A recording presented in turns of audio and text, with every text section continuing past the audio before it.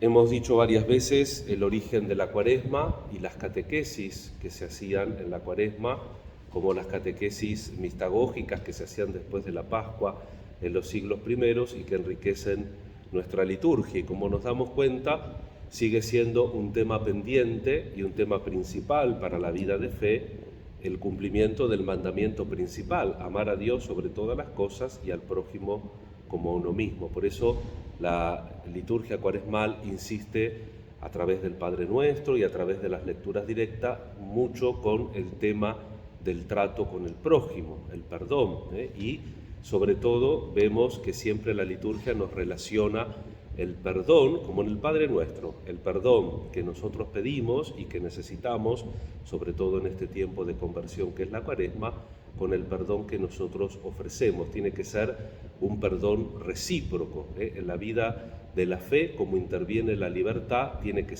haber siempre un intercambio con el Señor y con el prójimo.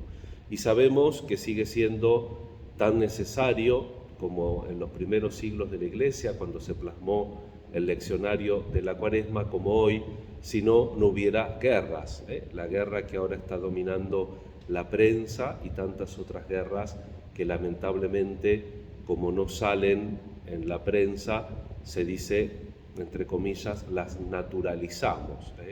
También es cierto que en este lenguaje un poco confuso que se quiere poner hoy, se habla mucho de visibilización. ¿Qué quiere decir visibilizar?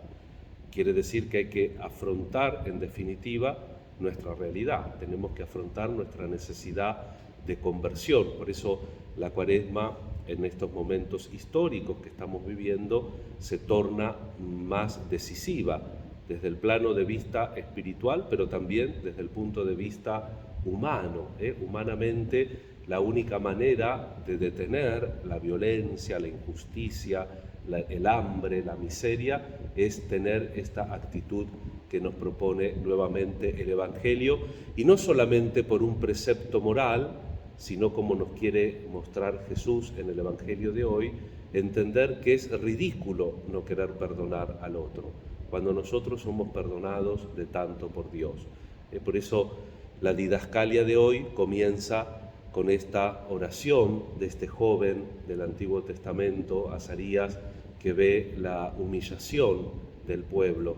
Esa oración que la liturgia de ahí proviene, ha querido ponerla en el ofertorio, en la oración secreta que hace el sacerdote.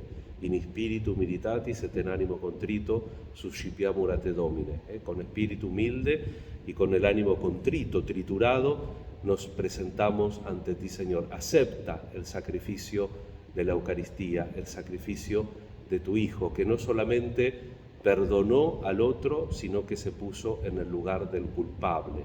Por eso Cristo es sacerdote y es víctima, porque se sacrifica en sí mismo, redime. Es el modelo acabado del perdón que se le propone a la duda de Pedro. ¿Cuántas veces tengo que perdonar? Siempre, dice Jesús, 70 veces 7. Y precisamente Jesús encarna ese perdón en la muerte redentora de la cruz. Vamos a pedir al Señor comprender íntimamente esta necesidad y que se vuelque a nuestra manera de proceder, que sea, digamos así, como un hábito en nosotros, que tengamos ese hábito de perdonar, pero perdonar de manera virtuosa. La virtuosidad es un equilibrio entre lo que falta y lo que sobra, pero también recordemos que las virtudes cristianas se dan en conjuntos, todas animadas, informadas por la caridad, y por lo tanto, como tienen que estar informadas por la caridad, así con la predisposición casi natural, casi como un resorte. En cuanto me ofenden, no pido, pues saco la calculadora, a ver cuánto me debes, y ya que estamos te cobro lo de hace 10 años que me lo callé. No, el resorte del perdón.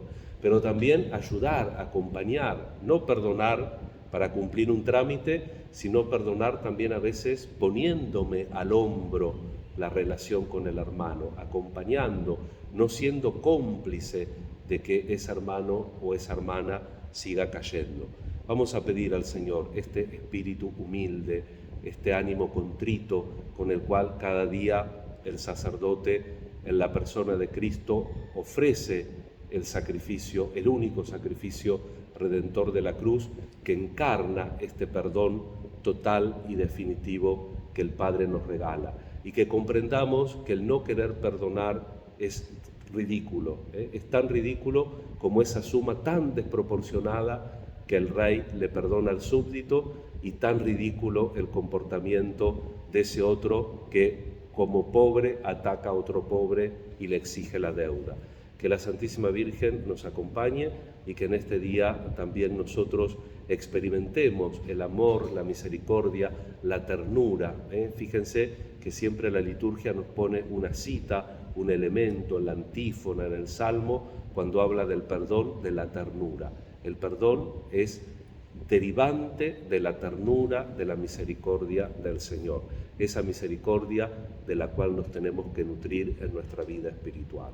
Con mucha fe y confianza ponemos en el altar la vida de Madre Viviana en estas bodas de oro de inicio de su vida religiosa, y también le pedimos al Señor la gracia para todos nosotros de vivir una fructuosa Cuaresma. Que así sea.